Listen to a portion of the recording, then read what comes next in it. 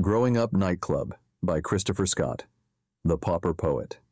This fun-to-listen-to, creative nonfiction short story is loosely based on Jeff's unconventional life growing up in the bar business. Jeff O'Connor ran the hottest nightclubs in Gainesville, Florida in the late 1980s and early 1990s.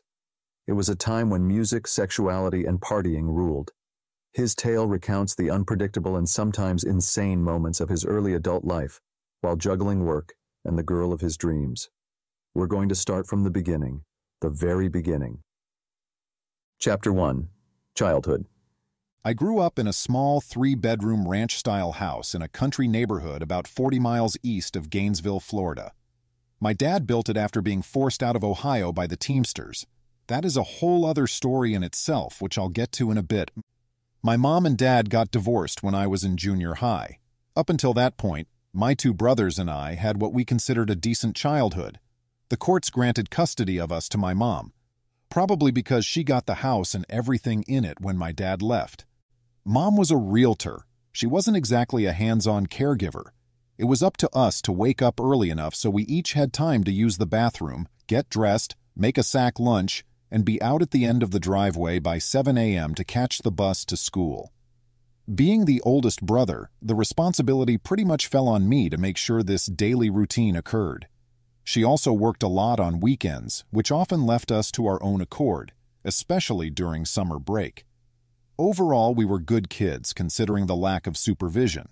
We spent most of our free time at a small lake in the subdivision behind our house, fishing, swimming, riding our bicycles, playing in the woods, and hanging out with our friends on the lakefront picnic tables. Of course, we had our moments of mischief like most young boys do. Sometimes we would dress up in camouflage to hide us from unsuspecting vehicles driving down our street at night, while we pelted them with a barrage of raw eggs or go wrapping the neighbor's house with toilet paper, or shoot at street signs with our shotguns.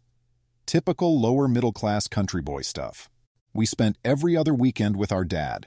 He would pick us up in his 1981 silver Dodge van, which he customized himself complete with a bed, hand-pump sink, wallpaper, and red shag carpet.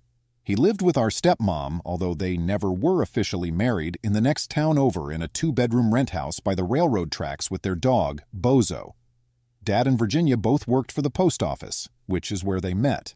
Virginia was from a large family but didn't have any children of her own, so we were her quote-unquote adopted children. Weekends at Dad's was always a highlight for us. He invariably had something fun planned for us to do.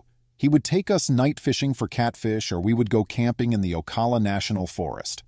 Other times, he would take us to the arcade in town with an endless number of quarters to feed the Donkey Kong, Pac-Man, asteroids, and pinball machines.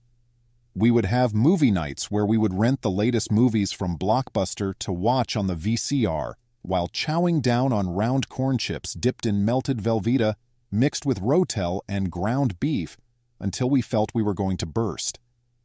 This routine went on for about a year until one weekend, Dad and Virginia picked us up from Mom's and said they had a special surprise for us. During the drive, my brothers and I hounded them to tell us where we were going and what the surprise was, but they both just smiled, saying, "You'll find out soon enough." We eventually pulled up to a small brown house next to a boat ramp on the St. Johns River. "Here we are," Dad said as we piled out of the van. My instant thought was that they had rented a lake house for the weekend, but as we opened the door and walked in, I began to notice the furniture looked awfully familiar. "Is this your house?" I asked as my brothers ran to the back sliding glass door to look out over the water. "What do you think?" Dad asked me. I could feel the excitement rush through me as the reality set in that Dad and Virginia had bought a waterfront river house. "It's awesome. When?" "We closed on it a few weeks ago. We wanted to get all of our stuff moved in before we showed it to y'all," Virginia said. It turned out that the river house was not the only surprise they had in store for us that year. End of Chapter 1.